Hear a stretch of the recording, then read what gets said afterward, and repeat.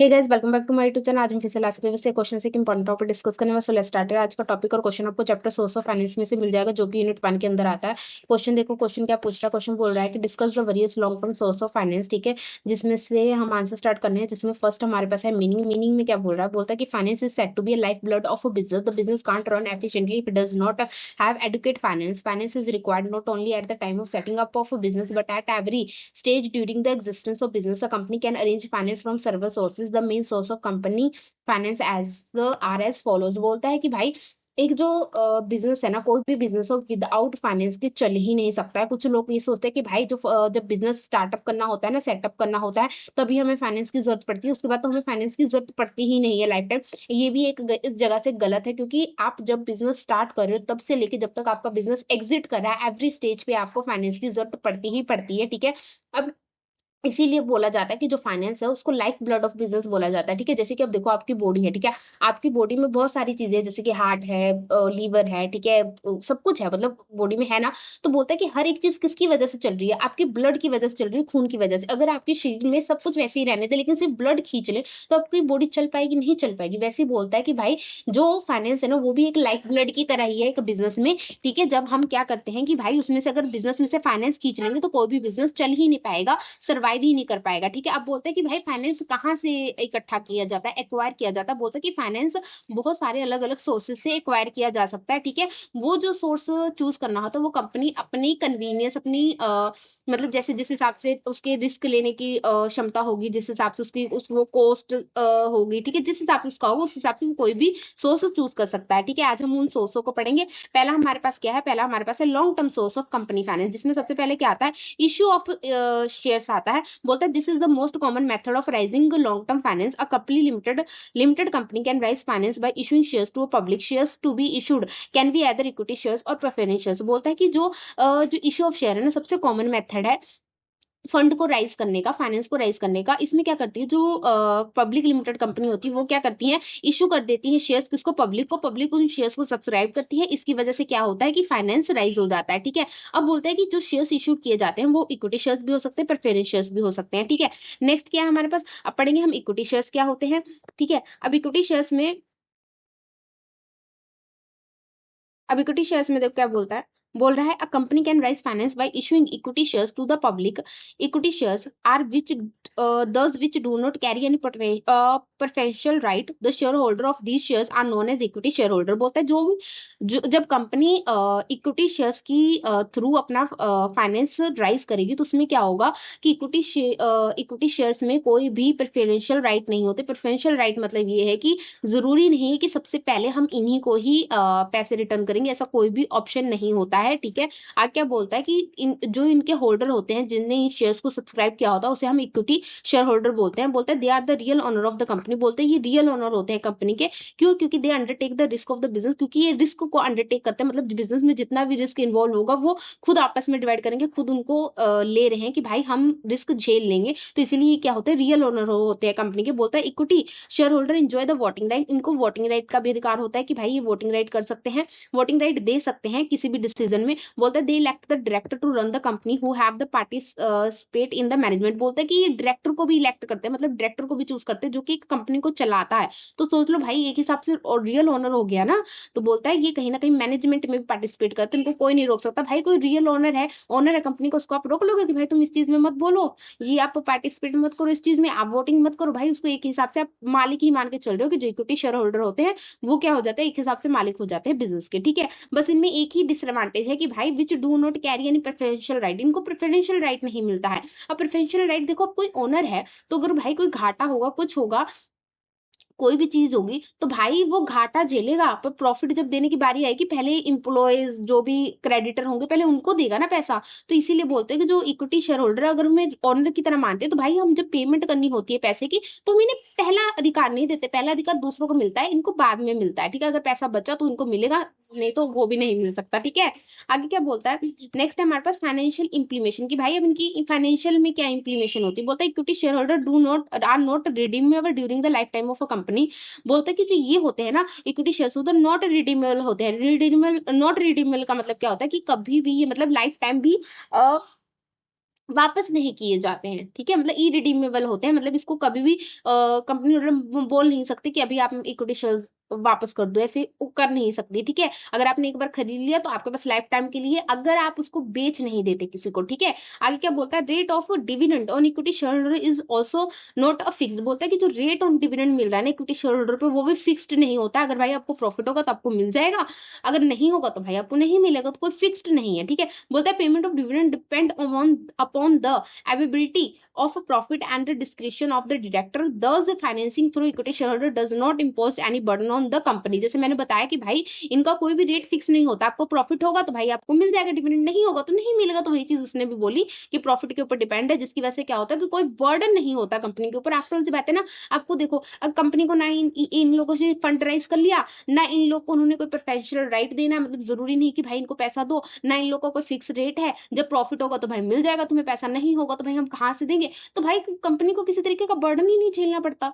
तो यही चीज बोल रहा है, ठीक है? नेक्स्ट क्या हमारे पास आ गया, नेक्स्ट आ गया हमारे पास प्रेफरेंस शेयर्स, ठीक है? प्रेफरेंस शेयर्स में क्या बोलता है कि a company can also raise a finance by issuing preference shares. Preference shares are those shares which carry a priority in respect of payment of dividend and in respect of repayment of capital on winding up of a company, ठीक है? ये बोलता है कि जो एक company अपने finance को राइज कर सकती है, किसके थ्रू भी, प्रेफरेंस शेयर्स के थ्रू भी राइज कर सकती है। इसमें क्या होता है कि ये जो प्रेफरेंस शेयर्स को खरीदते हैं, ठीक है, जो उनके होल्डर होते हैं, उनको क्या करते हैं कि उनको एक प्रायोरिटी मिलती है, किसमें, पेमेंट ऑफ डिविडेंड के। मतलब कि मान लो कि अगर बिजनेस को प्रॉफिट हुआ, ठीक है, अब प्रॉफिट हुआ तो पेमेंट करनी है, तो पहले हम प्रेफरेंशियल जो शेयर होल्डर होंगे उनको पहले हम चूज करेंगे, उनको पहले हम उनका हिस्सा दे देंगे, उनका प्रॉफिट दे देंगे, फिर बचेगा, फिर हम इक्विटी शेयर होल्डर वाले के पास जाएंगे, ठीक है? पहले हम प्रेफरेंस शेयर होल्डर को देंगे, तो वो बोलता है कि इनको क्या मिलती है कि प्रायोरिटी मिल जाती है, ठीक है? और इनको इतना ही प्रायोरिटी नहीं मिलती, अगर मान लो कि कंपनी घाटे में जा रही है, कंपनी बंद होने जा रही है, अगर किसी भी रीजन की वजह से कोर्ट ने दे दिया कि भाई कंपनी बंद होने जा रही है, या कंपनी खुद अपने आप को अनाउंस कर दे रही है कि हम बंद होने जा रहे हैं, हम प्रॉफिट नहीं दे रहे, तो उस वक्त क्या होता है कि जितने भी क्रेडिटर होते हैं, जितना भी पैसा होता है, हम उनको पैसे वापस करते हैं। उस वक्त भी इनको पहली प्रायोरिटी मिलती है, इनको पूरा का पूरा पैसा, मतलब उनको भी इस टाइम पे भी इनको इनकी जो कैपिटल होती है इनको रीपेमेंट कर दी जाती है, मतलब कि उस टाइम पे भी इनको प्रायोरिटी दी जाती है सबसे पहले, ठीक है? आगे क्या बोलता है, these holder of this shares are known as preference share holder. जैसे मैंने वर्ड पहले यूज कर दिया कि इन शेयर्स को जो होल्डर करता है, जो खरीदता है, जो सब्सक्राइब करता है, भाई इसको प्रेफरेंस शेयर होल्डर बोलते हैं। Preference share holder do not enjoy the voting right. भाई ये कहीं ना कहीं ऑनर की तरह ट्रीट ही नहीं होते भाई, इसीलिए इनको कहीं ना कहीं वोटिंग राइट मिलता ही नहीं है, ठीक है? अब आगे क्या आ गया, आगे आ गया हमारे पास फाइनेंशियल इंप्लीमेशन इसी के, ठीक है, प्रेफरेंस शेयर्स के। बोलता है rate of dividend on preference shares is fixed. बोलता है इसके ऊपर जो प्रेफरेंस शेयर्स पे डिविडेंड होता है ना, फिक्स होता है। जब हम इक्विटी शेयर्स पे देख रहे थे, इक्विटी शेयर्स पे कोई भी डिविडेंड फिक्स नहीं था, अगर प्रॉफिट होता तो मिलता, प्रॉफिट नहीं होता तब भी नहीं मिलता। लेकिन जो हमारा प्रेफरेंस शेयर्स होता है ना, उसमें क्या होता है कि एक फिक्स रेट होता है, मतलब मान लो कि 10% आपको प्रॉफिट मिलना ही मिलना। अगर इस साल प्रॉफिट हो गया, ठीक है, तो आपको 10% उसमें से मिल जाएगा। अगर अगले साल आपको प्रॉफिट नहीं हुआ, तो अब ऐसा नहीं होता कि आपको नहीं मिलेगा, वो प्रॉफिट आगे फॉरवर्ड हो जाएगा, मतलब कि जुड़ता चला जाएगा। जिस साल आपको प्रॉफिट होगा, उस साल आपका वो सारा का सारा पैसा कट के आपको मिल जाएगा, ठीक है? मतलब वो देना ही देना है। एक हिसाब से क्या है, कंपनी पे बर्डन है कि भाई एक बात बोल दी कि तुम्हें इतना प्रॉफिट देना है, तो भाई कहीं से भी दो, वो वाली चीज हो गई है, ठीक है? Dividend on preference shares is paid first, preference over payment of dividend. बोलता है वही चीज, बोलता है कि जो डिविडेंड है वो सबसे पहले, मतलब डिविडेंड देने की जब बारी आती है, जब हम इक्विटी शेयर होल्डर को देखते हैं, तो उससे पहले हम प्रेफरेंस शेयर होल्डर को देते हैं। जबकि देखो भाई, वही चीज मैंने बोला, इक्विटी शेयर होल्डर क्या है, ऑनर है। ऑनर को पहले पैसा नहीं जाता, पहला वर्कर्स जो, मतलब पहले वर्कर को देते हैं, फिर वो बिजली का वर्कर हो गए, सुपरवाइजर हो गए, मैनेजमेंट हो गए, एम्प्लॉयज हो गए, पहले उन सबको पैसा बांट देते हैं हम लोग, ठीक है? फिर उसके बाद जो बचता है, फिर वो सारा सारा ओनर का हो जाता है। तो वही चीज बोलते हैं कि भाई पहले हम किसको प्रेफरेंस देते हैं, पहले हम प्रेफरेंस शेयर होल्डर को देते हैं, ठीक है? Preference share holder have no right in the participation in management. भाई इनको कोई वोटिंग राइट ही नहीं है, तो भाई कैसा पार्टिसिपेट करेंगे इन मैनेजमेंट में, ठीक है? आगे क्या बोलता है, नेक्स्ट क्या बोल रहा है, बोलता है कि नेक्स्ट है हमारे पास इशू ऑफ डिवेंचर। इसमें क्या बोल रहा है, इसमें बोल रहा है कि कंपनी में raise money by issue of debenture to the general public, ठीक है? ये बोलता है कि इसमें भी क्या होता है कि कंपनी क्या करती है कि भाई डिवेंचर इशू कर सकती है जनरल कंपनी को, सॉरी जनरल पब्लिक को। उसमें पब्लिक क्या करती है, डिवेंचर्स को सब्सक्राइब करती है। इससे क्या होता है कि जो राइज फाइनेंस होता है वो राइज हो जाता है, ठीक है? बोलता है debentures is a unit of small denomination. बोलता है कि जो डिवेंचर है ना, क्या है, एक स्मॉल डिनोमिनेशन है। स्मॉल डिनोमिनेशन के क्या मतलब क्या होता है कि किसी वैल्यू को किसी चीज को या किसी वैल्यू को छोटी छोटी यूनिट में डिवाइड कर दिया, मतलब छोटी छोटी अमाउंट में डिवाइड कर दिया, ठीक है। जैसे कि लाइक की ₹10, ₹50, ₹100, ₹1000 एक्सेट्रा, ठीक है। मतलब कि किसी अमाउंट को छोटी छोटी वैल्यू में डिवाइड करना, उसको बोलते हैं कि स्मॉल डिनोमिनेशन। बोलते हैं कि फॉर एग्जांपल, बोलते हैं कि if a company required 500 crore for each new oil refinery project, it can offer 5 crore debentures to rupees of ₹100 each और to the general public for subscription, ठीक है। अब इसमें क्या बोलता है, बोलता है कि अगर मान लो कि कंपनी को 500 करोड़ रुपीज चाहिए, ठीक है, एक प्रोजेक्ट के लिए, तो उसने क्या किया कि 500 करोड़ की जगह क्या किया, उसने 5 करोड़ डिवेंचर्स इशू कर दिए हैं। 5 करोड़ डिवेंचर इशू कर दिए और कितने के किए, ₹100 ईच के कर दिए। मतलब कि हर एक इंसान को कितना अगर हर एक इंसान को कितना पे करना पड़ेगा, सिर्फ ₹100 पे करना पड़ेगा, ठीक है। अगर आप एक ही इंसान से बोल दो कि सीधा मेरे को 500 करोड़ दे दो या 1 लाख दे दो, 5 करोड़ दे दो, तो भाई कोई दे थोड़ा ना पाएगा। आप बोलते हैं कि भाई ₹100 हर एक इंसान से लेता चला जाएगा, सब्सक्राइब करता चला जाएगा, तो इससे क्या होगा कि जुड़ते जुड़ते उसके पास 500 करोड़ हो जाएंगे, ठीक है। यही जो ₹100 उसने मांगे हैं, उसी को बोल देते हैं स्मॉल डिनोमिनेशन, की भाई 5 करोड़ के 50 करोड़ हमें 500 करोड़ चाहिए थे, जिसके लिए हमने 5 उसको भी छोटे वैल्यू में डिवाइड किया 5 करोड़ में, फिर 5 करोड़ से भी हमने उसको छोटे में कर दिया डिनोमिनेशन ₹100 में, तो इसको बोलते हैं स्मॉल डिनोमिनेशन, ठीक है। बोलता है when a company borrow money from a public, it issue certificate under its common seal acknowledging a debt due by it to its share holder. बोलता है कि जब भी कंपनी बोरो करती है मनी, ठीक है, पब्लिक से, तो वो क्या करती है, एक सर्टिफिकेट इशू कर देती है। उस सर्टिफिकेट पे क्या होता है कि भाई एक कॉमन सील लगी होती है, किसकी, कंपनी की मोहर लगी होती है, जिसको बोल सकते हैं कि भाई कंपनी की मोहर लगी होती है, जिसका क्या सबूत हो जाता है कि भाई कंपनी इस चीज को मान रही है कि भाई उसने आपसे कर्जा लिया है, उसको कर्जा आपको देना है। तो ये कहीं ना कहीं से प्रूफ बन जाता है। फॉर एग्जाम्पल, जैसे आपने अगर क्या कहते हैं उसको, डिग्री ले ली, ठीक है, आपने पेपर डाल दिया, जब आपके पास सर्टिफिकेट ही नहीं रहेगा तो आपको कोई कैसे मानेगा। आप बोलोगे कि भाई मैंने तो बीकॉम क्लियर कर ली है, तो आपको वो सर्टिफिकेट ही आपका सबूत है ना। अगर बोलोगे कि सबूत दिखाओ, तो आप सर्टिफिकेट ही दिखाओगे कि भाई देखो मेरे पास सर्टिफिकेट है पंजाब यूनिवर्सिटी का, मैंने इसको क्लियर किया। तो ऐसे ही बोलता है कि जब कंपनी बोरो कर लेती है मनी, तो वो भी क्या करती है, सर्टिफिकेट इशू कर देती है, जिसके ऊपर अपनी मोहर लगाती है, ये एक्नॉलेज करती है कि भाई हमने उससे डेट लिया हुआ है, हमें उससे डेट दोहराना, तो ये कहीं ना कहीं एक सबूत की तरह काम करता है, ठीक है। ये बोलते हैं these certificates are called debentures. इन्हीं सर्टिफिकेट्स को हम क्या बोल देते हैं, डिवेंचर्स बोल देते हैं। और जो लोग इस डिवेंचर्स को सब्सक्राइब कर रहे हैं, वो इन्वेस्ट कर रहे हैं मनी में, उनको हम बोल देते हैं डिवेंचर होल्डर। जो कि अगली लाइन में लिखा हुआ, those who invest money in debentures are known as debentures holder, ठीक है। अब आप लोग काफी आएगा कि मैम इसको हमने स्मॉल डिनोमिनेशन में क्यों डिवाइड किया, जैसे कि लाइक ₹100, ₹50, ₹100, 1000, मैं तो छोटी छोटी अमाउंट में क्यों डिवाइड कर दिया। हम सीधा भी तो मांग सकते थे कि भाई 500 करोड़ चाहिए, तो भाई हम 1 लाख मांग लेते, 3 लाख मांग लेते, ठीक है। तो बोलता है, या हम सीधा 5 करोड़ ही मांग लेते, 500 करोड़ ही मांग लेते। तो बोलता है कि भाई इसका मेन मोटिव ये होता है कि ये जो ₹100 इसने किया है ना, कि 500 करोड़ जोड़ने के लिए हर एक पर्सन से 100 रुपीज लिए, इसका ये मतलब होता है कि एक छोटी अमाउंट ऐसी चूज करो कि भाई उसको एक नॉर्मल इंसान भी खरीद सके, मतलब एक ज्यादा जनसंख्या में लोग खरीद सके। तो इससे क्या होता है कि अच्छा होता है, ठीक है। अगर आप किसी से ज्यादा बड़ी अमाउंट मान लोगे, तो भाई कोई भी आपके जो भी डिवेंचर्स होंगे उनको खरीदेगा ही नहीं, ठीक है। तो आपको फाइनेंस मिलेगा ही नहीं। तो इसीलिए बोला जाता है कि इसको छोटे छोटे स्मॉल डिनोमिनेशन में डिवाइड कर दिया जाता है, ताकि हर एक को इजीली लगे, कंफर्टेबल लगे, कन्वीनियंस लगे देने में, ठीक है। अगर घाटा भी हो जाता तो कोई इतना ना सोचे कि यार मेरे से इतनी बड़ी अमाउंट मांग ली, कहीं घाटा हो गया तब, तो ऐसा नहीं होना चाहिए, ठीक है। नेक्स्ट क्या बोलता है, नेक्स्ट बोल रहा है कि फाइनेंस इम्प्लीमेशन, ठीक है। ये बोलता है debentures are instrument for raising long term finance, they play a significant role in finance planning of a company. Debenture can be issued even when the stock market sentiment is very low, ठीक है। ये बोलता है कि भाई debentures क्या होते हैं भाई, ये लॉन्ग टर्म फाइनेंस राइज करने का एक इंस्ट्रूमेंट है। ये क्या कहते हैं कि बहुत इंपॉर्टेंट रोल प्ले करता है ये कंपनी में। ये बोलता है कि भाई डिवेंचर्स जो इशूड किए जाते हैं वो तब भी इशूड किए जा सकते हैं जब स्टॉक मार्केट जो स्टॉक मार्केट का सेंटीमेंट हो वो बहुत ही लो हो। स्टॉक मार्केट का सेंटीमेंट लो होने का मतलब ये है कि जो कंपनी है, कभी कभार ऐसा होता है कि मार्केट डाउन चलती है, या लोग इंटरेस्टेड नहीं होते शेयर्स परचेज करने में, या कंपनी को खुद को कॉन्फिडेंस नहीं होता कि भाई मैंने इशू कर दिया तो पता नहीं लोग खरीदे ना खरीदे। तो बहुत सारे रीजन होते हैं कि मतलब जब आप नहीं कर पाते हो, तब भी आप क्या कर सकते हो, डिवेंचर को इशू कर सकते हो, ठीक है। बोलते हैं debentures carry a fixed rate of interest, भाई डिवेंचर्स पे भी एक फिक्स रेट ऑफ इंटरेस्ट पक्का ही होता है, ठीक है। बोलते हैं the company is legally bound to pay interest on the debenture even if he has no earning, interest on debenture is tax deductible, hence the cost of debenture is usually lower than the cost of equity and preference capital। बोलता है जो company है ना, वो legally bound है कि भाई उसको इंटरेस्ट देना ही पड़ेगा डिवेंचर के ऊपर, अगर उसको अर्निंग हो ना हो उसको देना ही पड़ेगा, वो लीगली बाउंड है। और जो इंटरेस्ट जो हमें मिलता है डिवेंचर्स पे जो मिलेगा वो टैक्स डिडक्टेबल होगा, मतलब उसके ऊपर टैक्स भी लगेगा।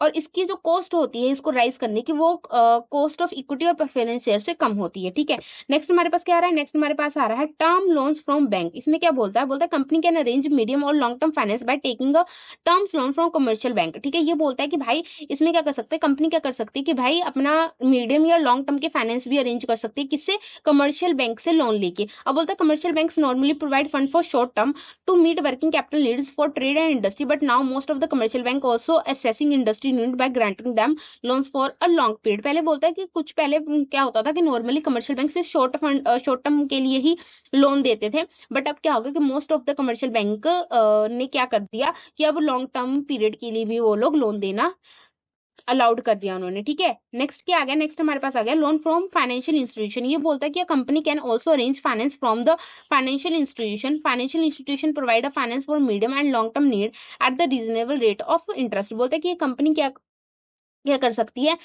कि अपना फाइनेंस कहाँ से भी इशू कर सकती है, फाइनेंशियल इंस्टीट्यूशन से। फाइनेंशियल इंस्टीट्यूशन का क्या काम होता है कि भाई वो क्या करती है, मीडियम और लॉन्ग टर्म के फाइनेंस एक रीजनेबल रेट पे प्रोवाइड कर देती है। बोलता है कि medium term loans are for a period of ranging 1 to 5 year and long term loans are granting for a period beyond 5 years. अब बोलता है कि भाई हमने ये तो बोले कि मीडियम और लॉन्ग टर्म नीड्स के लिए टाइम के लिए देती है, बट भाई की कैसे पता लगेगा कि कितना टाइम मीडियम के अंदर आता है कितना लॉन्ग टर्म। बोलता है कि जब हम 1 to 5 ईयर काउंट करते हैं तो इनको बोलते हैं कि मीडियम लॉन्ग टर्म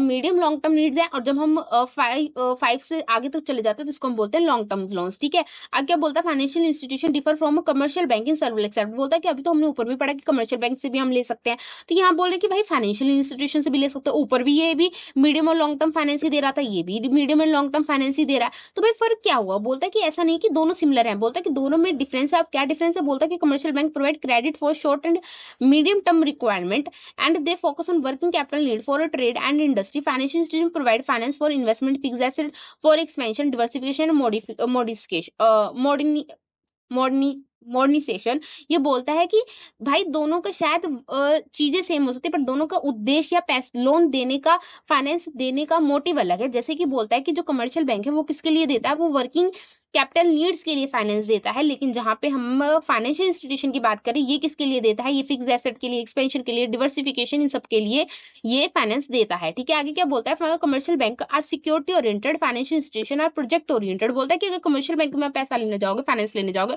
तो भाई उसके बदले में आपको कोई ना कोई सिक्योरिटी तो जमा करनी ही पड़ेगी। ठीक है, ये बोलता है कि जो फाइनेंशियल इंस्टीट्यूशन है वो प्रोजेक्ट ओरिएंटेड है, आपको प्रोजेक्ट दिखाना होता है, अगर उनको लगता है कि भाई आपका प्रोजेक्ट प्रॉफिटेबल है या सही है तो आपको दे देते हैं। ठीक है, in India the term financial institution include a large number of institution. बोलते हैं कि इंडिया में बहुत सारे ही लार्ज नंबर ऑफ इंस्टीट्यूशन है। ठीक है, इसमें से कुछ लिस्टेड है, जैसे कि आईएफसी लिमिटेड है, industrial credit and investment corporation of Indian limited है। ठीक है, यहाँ पे industrial development bank of India, industrial reconstruction bank of India, the small industrial development bank of India, state financial corporation, unit trust of India, life insurance corporation of India. कोई भी 4-5 या 3-4 आप याद करके लिख लेना। ठीक है, जो आपको ईजी लगे। नेक्स्ट हमारे पास क्या आ गया, नेक्स्ट हमारे पास आ गया रिटेन अर्निंग।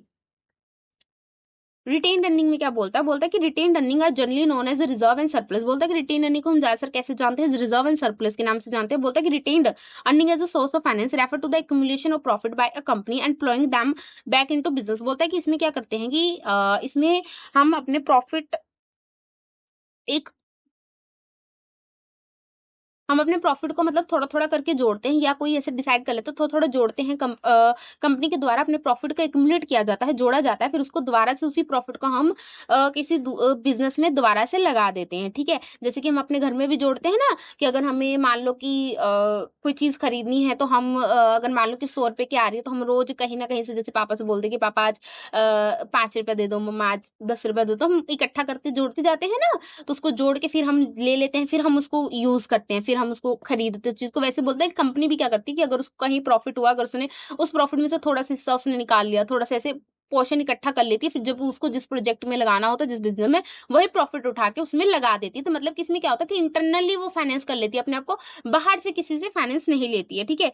ये क्या बोलता है, इसमें बोलता है it is considered to be a most important internal source of the finance available to the company. जैसे मैंने बोला ना कि ये क्या है, इंटरनल सोर्स है कि भाई अंदर ही अंदर वो अपने आप को फाइनेंस कर ले रही है, कि भाई अंदर से अपने प्रॉफिट में से एक पोर्शन उठाया, इकट्ठा करती गई, एक्युमुलेट करती गई, उसी को ही वापस से लगा दिया, तो भाई अंदर ला हो गया, बाहर से किसी से भी वो फाइनेंस नहीं लेती। ठीक है, ये बोलता है it provide the basis for financial expansion and growth of the companies. बोलता है कि ये कहीं ना कहीं ज्यादा सर किसके लिए यूज करते हैं, फाइनेंशियल अगर एक्सपेंशन करना हो, ग्रोथ ऑफ कंपनी करनी है, तो इसके लिए ज्यादा सर यूज होता है। ठीक है, since the finance is generated internally, this method of financing is also known as internal financing और सेल्फ फाइनेंसिंग। बोलता है कि भाई जब इसे अंदर से ही हम फाइनेंस कर रहे हैं, इसीलिए इसको हम इंटरनल फाइनेंसिंग भी बोल सकते हैं कि भाई अंदर से फाइनेंस हो रही है, और सेल्फ फाइनेंसिंग भी बोल सकते हैं कि भाई खुद पे खुद ही हो रही है। ठीक है, नेक्स्ट क्या हमारे पास आ गया, नेक्स्ट आ गया हमारे पास फाइनेंशियल इंप्लीमेशन। ठीक है, फाइनेंशियल इंप्लीमेशन में क्या बोलता है कि retained profit proof very useful in time of adversity. बोलता है कि भाई रिटेन प्रॉपर्टी बड़ी ही यूजफुल मानी गई है। बोलते हैं कि the company with a large reserve can face unforeseen contingency, trade cycle and another crisis. बोलता है कि भाई ये क्यों इतनी यूजफुल मानी गई है, देखो अनफोर्सीन कॉन्टीजेंसी मतलब कोई आने वाली बोलते हैं ना प्रॉब्लम, जो चीज हम नहीं देख सकते, कोई भी आने वाली प्रॉब्लम हो गई। ठीक है, ट्रेड साइकिल मतलब कि ट्रेड साइकिल होता है ना, ऑफ हो जाता है, ऑन हो जाता है। ठीक है, कभी मार्केट गिर जाती है, कभी मार्केट उठ जाती है। ठीक है, कोई भी अदर क्राइसिस मतलब मान लो कि कोई भी प्रॉब्लम आ सकती है, तो बोलता है कि अगर आपके पास कोई भी अगर लार्ज रिजर्व पड़ा होगा, तो आप सारी की सारी प्रॉब्लम को फेस कर सकते हो, उन सारी क्राइसिस को फेस कर सकते हो। बोलता है कि use of retained earning does not involve any cost to be incurred for raising the fund. बोलता है कि भाई जब आप इसको अंदर से अपने प्रॉफिट से एक्यूमुलेट कर रहे हो, उसी से बना के उसको दोबारा इन्वेस्ट कर दे रहे हो, तो भाई किसी टाइप का कॉस्ट ही नहीं लगेगा। आप जब इक्विटी शेयर्स कर रहे हो, डिवेंचर्स कर रहे हो, प्रेफरेंस शेयर्स को इशू कर रहे हो, तो भाई उसमें पैसा लग रहा है ना, आप एडवर्टाइजमेंट कर रहे हो, आप उन लोगों को अवेयर कर रहे हो, फिर आप भाई सर्टिफिकेट इशू कर रहे हो, फिर शेयर्स का फॉर्मेट बना रहे हो, उनको अवेयर कर रहे हो, भाई सब में कॉस्ट तो लग रहा है, ब्रोकर लगेगा, सब कुछ लगेगा, तो भाई कॉस्ट तो लग रहा है ना। तो बोलता है इसमें तो आप खुद पे खुद ही कर ले रहे हो, तो इसमें कॉस्ट की क्या जरूरत है। बोलता है कॉस्ट ही नहीं लगता, सबसे अच्छा मेथड क्या बोलता है, there are no expense on prospect advertising sector. जैसे मैंने बोला भाई कॉस्ट ही नहीं लग रहा, जब हम बाकी शेयर्स इशू करते हैं हमें प्रोस्पेक्ट इशू करना पड़ता है, एडवर्टाइजमेंट करनी पड़ती है, ब्रोकरेज की जरूरत तो पड़ती है। ठीक है, ये बोलता है कि सारी चीजों की जरूरत ही नहीं, इसलिए कॉस्ट नहीं है। बोलता है there is no fixed commitment to pay dividend on such fund. बोलते हैं कि कोई भी हमें कमिटमेंट करने की जरूरत ही नहीं। जैसे हमने बोला कि भाई चलो उसका तो चलो जाने दो, इक्विटी शेयर होल्डर का उसका तो चलो चॉइस है। अब हम डिवेंचर्स की बात करें, हम प्रेफरेंस शेयर की बात करते हैं, फिक्स रेट तो हमारा पक्का है कि हमें देना ही देना है। इसमें क्या है भाई, कोई कमिटमेंट थोड़ी ना, हमने अपना पैसा खुद ही लगाया हुआ, तो भाई जो प्रॉफिट आएगा वो सारा का सारा हमारा, हमें थोड़ी ना किसी को देना है। ये कमिटमेंट दी है कि हमें टेंशन लेके घूमना कि भाई उसे तो हमने इतना पैसा देना, उसे इतना पैसा देना, तो वो चीज नहीं है। ठीक है, आगे बोलता है control over the management of a company remain unaffected as there is no addition to the member of share holder. बोलता है भाई जब किसी को आप शेयर्स इशू कर रहे हो, तो भाई वो कहीं ना कहीं वो शेयर्स करके आपका शेयर होल्डर बन जा रहा है, तो भाई उनका भी उतना अधिकार है कि वो कहीं ना कहीं आपके पार्टी मैनेजमेंट में पार्टिसिपेट कर पा रहे हैं, या चीजों में बोल सकते हैं, डिसीजन जो उनको अफेक्ट करेंगे उसमें भी वो बोल सकते हैं। तो भाई कहीं ना कहीं बोलता है कि बिजनेस इफेक्ट होता है। अगर आप कहीं ना कहीं अगर सोच रहे हो कि मैं बिजनेस अपने अकॉर्डिंग चलाऊं, तो उसमें आप ही का कंट्रोल होना जरूरी है। तो बोलता है कि ऐसे केसेस में रिटेन अर्निंग सबसे ही अच्छी मानी जाती है। ठीक है, तो आज के लिए इतना ही। अगर आपको वीडियो हेल्पफुल लगी तो लाइक कीजिए, शेयर कीजिए, सब्सक्राइब करना ना भूलिएगा। थैंक यू फॉर वॉचिंग, मिलते हैं नेक्स्ट वीडियो में।